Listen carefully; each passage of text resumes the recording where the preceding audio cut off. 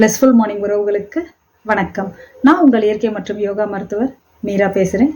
இந்த வீடியோ இந்த bank exams, competitive exams, அப்புறம் இந்த கவர்மெண்ட் எக்ஸாம்ஸ்லாம் எழுதுறாங்க இல்லைங்களா, அவங்களுக்கு என்ன மாதிரியான மைண்ட் செட் இருக்கணும், அதுக்கு நம்ம பிளஸ்ஃபுல் மார்னிங் செஷனில் ப்ராக்டிஸ் பண்ணுற ஹோப்பனோப்பனோ, கிராட்டிடியூட், அஃபர்மேஷன்ஸ் இதெல்லாம் எப்படி ஹெல்ப் பண்ணுங்கிறதுக்கான பார்ட் 2 வீடியோங்க. பார்ட் 1 ஏற்கனவே பார்த்துட்டு இருந்தீங்கன்னா அப்படியே வீடியோக்குள்ளே கண்டினியூ பண்ணுங்கள். இல்லைன்னா பார்ட் 1 பார்த்துட்டு அப்புறம் பார்ட் 2 வீடியோவை பாருங்கள். இந்த வீடியோவில் நம்ம 4 முக்கியமான விஷயம் பார்க்க போகிறோங்க. ஃபஸ்ட்டு அஃபர்மேஷன்ஸ், 2வது சக்ஸஸ் ஸ்டோரிஸ், ஏன் சொல்லணும், எப்படி சொல்லணும், 3வது உங்களுக்கு அதையும் மீறி எல்லாத்தையும் மீறி ஒரு ஃபியர் வந்துச்சு அப்படின்னா, ஒரு நெகட்டிவ் தாட் வந்துச்சுன்னா அதை ஓவர் கம் பண்ணுறதுக்கான டெக்னிக், 4வது EFTங்க. நமக்கு இந்த எக்ஸாம் சம்மந்தமாக என்னென்னலாம் ஒரு பயம் தடைகள் வருமோ காமனாக இருக்கிறத நான் அப்படியே நம்ம ஹோப்பனோப்பனோ பண்ணுறதுக்கு சொல்லியிருந்தோம் இல்லைங்களா பார்ட் 1ல், அது அப்படியே நமக்கு அஃபர்மேஷனாக மாற்றி ஒரு சின்ன அஃபர்மேஷனாக கொடுத்துருக்கேன். இதை டெய்லி காலையில் எழுந்திரிச்சதும் இல்லை நீங்கள் படிக்கிறதுக்கு முன்னாடி சாயந்தரமோ எப்போல்லாம் உங்களுக்கு தோணுதோ அப்போல்லாம் இதை நீங்கள் சொல்லிட்டு வரலாம். எழுதி ஒட்டி வச்சுக்கலாம், உங்கள் ப்ரிப்ரேஷன் டெஸ்கில் எழுதி ஒட்டிக்கலாம். அடுத்து இது கூட எதனா நீங்கள் சேர்க்கணுன்னாலும் சேர்த்து உங்களுக்கு ஏற்ற மாதிரி ரீஃப்ரெஷ் பண்ணிக்கலாம். அஃபர்மேஷன் சொல்கிறப்ப உட்காந்துட்டு நிம்மதியாக 2-3 தடவை பொறுமையாக மூச்சை எடுத்து விட்டுட்டு உங்கள் வலது கையை இதயத்து மேலே வச்சுக்கோங்க. என்னுடைய கோலில் நான் ரொம்ப ஃபோக்கஸ்டாக கமிட்டடாக இருக்கேன். என்னுடைய பரபரப்பான ஷெட்யூல்லையும் வேலை நேரத்துலையும் என்னால் ஈஸியாக நேரம் ஒதுக்கி படிக்க முடியுது. நான் படிக்கிற எல்லாமும் எனக்கு ஈஸியாக ஞாபகத்துக்கு வருது. எனக்கு சரியான வழிகாட்டுதலும் உதவியும் சரியான நேரத்தில் கிடைக்குது. என்னுடைய உடம்போ மனசோ முழு ஆரோக்கியமாகவும் ரொம்ப எனர்ஜெட்டிக்காகவும் இருக்குது.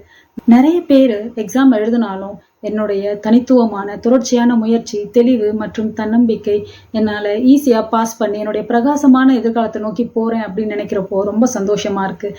இதுக்கு துணையாக இருக்கிற எல்லாத்துக்கும் நன்றி. அவ்வளோதாங்க.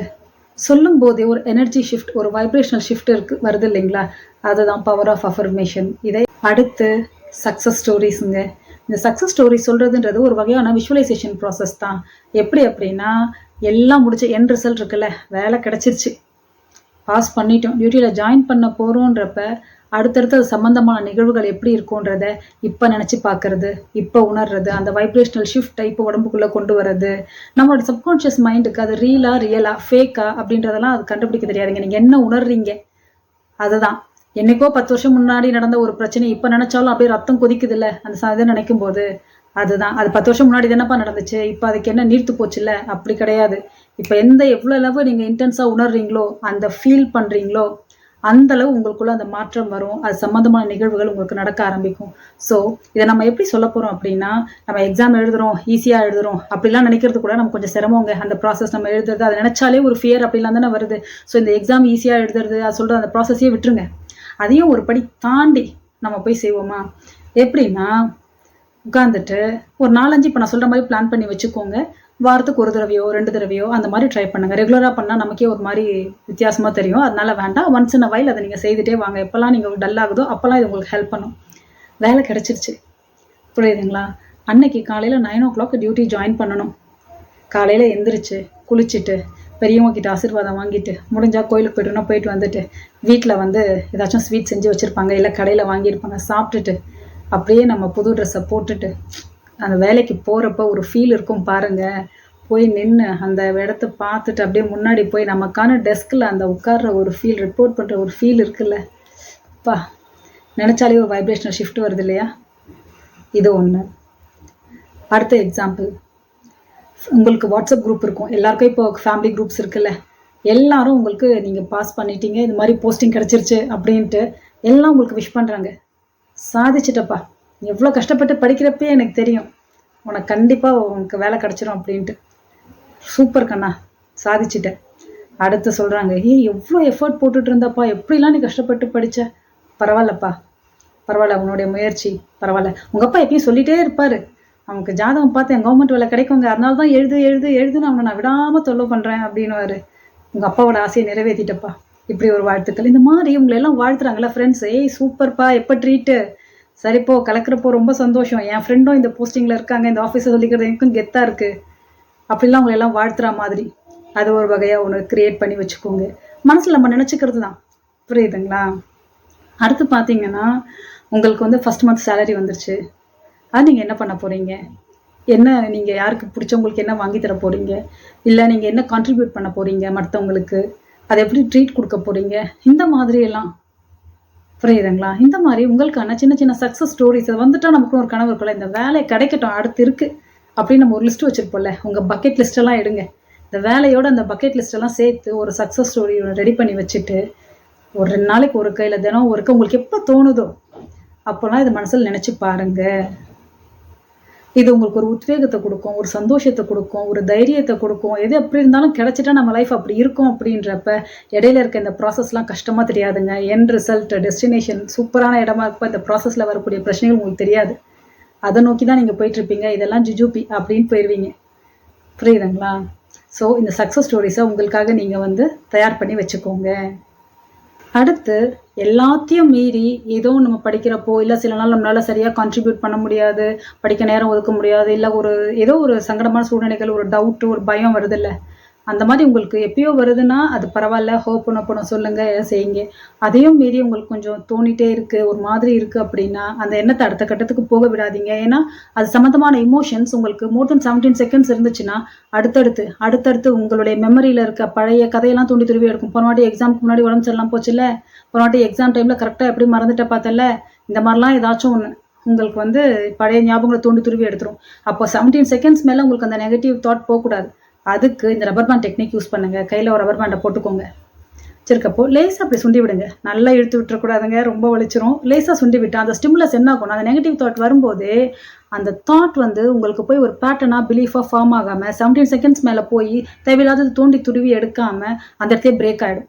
இந்த பெயின் ஸ்டிமுலைன்றது சும்மா இழுத்து விட்டு கேன்சல்ப்பா, இந்த எண்ணம் எனக்கு தேவையில்லைப்பா, இந்த எண்ணம் எனக்கு வேண்டாம் அப்படின்னு சொல்லிட்டு மனசில் நினச்சிட்டு இந்த மாதிரி சுண்டி விடுங்க.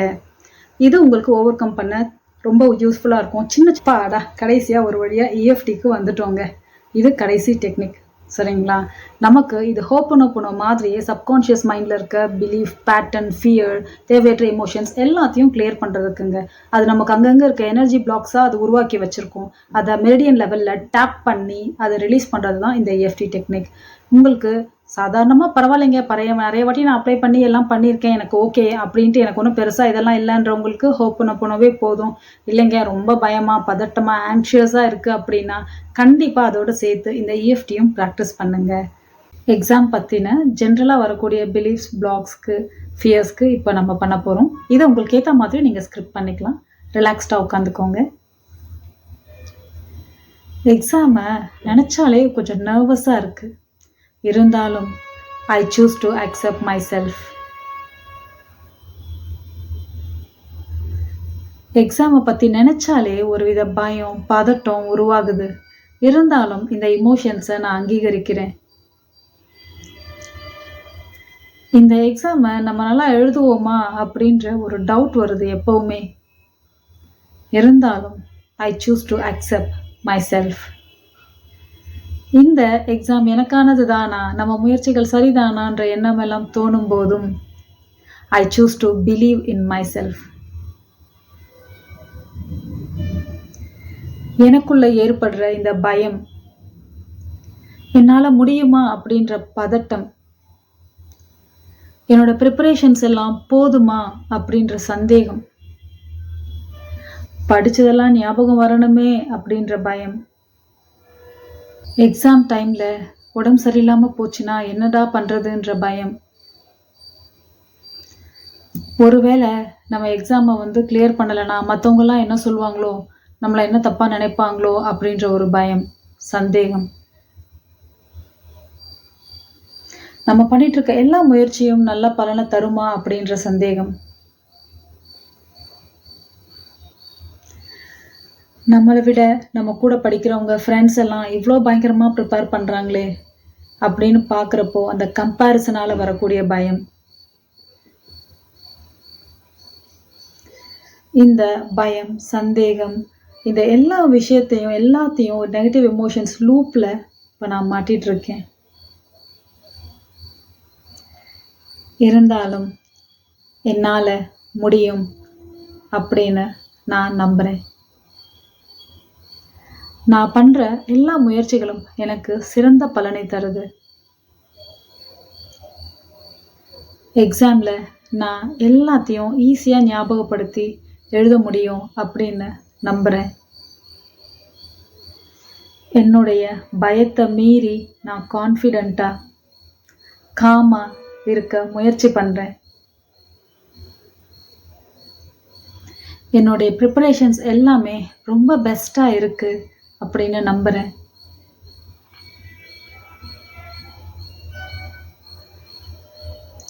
என்னுடைய தேவையற்ற உணர்வுகள் எல்லாத்தையும் விடுவிச்சுட்டு நான் பண்ணுற இந்த ப்ராசஸ் மேலே நம்பிக்கை வைக்கிறேன். எனக்குள்ள நிம்மதியும் தன்னம்பிக்கையும் அதிகரிச்சுட்டே இருக்கு. நம்மளால முடியும், நம்ம ரொம்ப சிறப்பாக பெர்ஃபார்ம் பண்ணுவோம், இது நமக்கானது தான் அப்படின்னு ஒரு தைரியம் உருவாகுது.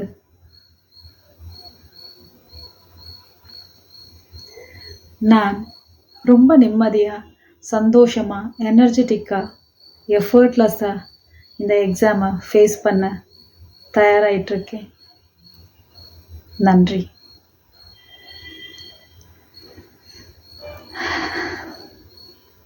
அவ்வளோதாங்க. ரெகுலராக எல்லா ப்ராக்டிசஸையும் பண்ணிட்டு வாங்க. இது ஆரம்பத்தில் உங்களுக்கு கொஞ்சம் டைம் எடுக்குமோ அப்படின்னு தோணலாம். ஆனால் இதெல்லாம் உங்களுடைய ரொட்டீனோட நீங்கள் சேர்க்குறப்ப ஒரு நாளைக்கு ஒரு 10-15 நிமிஷத்துக்கு மேலே இது எடுக்காதுங்க. இந்த 10-15 நிமிஷம் அப்படின்றது நீங்கள் 4 மணி நேரம் பண்ணுற ப்ரிப்ரேஷனை இந்த 10-15 நிமிஷம் நீங்கள் ஸ்பெண்ட் பண்ணீங்க அப்படின்னா உங்களுக்கு 1 மணி நேரத்தில் அதுக்கான ரிசல்ட் கிடச்சிருங்க. அதுதான் இதோட பவர். ஸோ ரெகுலராக ப்ராக்டிஸ் பண்ணுங்கள். உங்களுக்கான எக்ஸாமை நீங்கள் கோ த்ரூ பண்ணுறதுக்கு உங்கள் டெஸ்டினேஷன் இருக்கும் இல்லையா, உங்கள் ஆசை, உங்கள் கனவை நீங்கள் அடையிறதுக்கு என்னுடைய வாழ்த்துக்கள். நன்றி, வணக்கம்.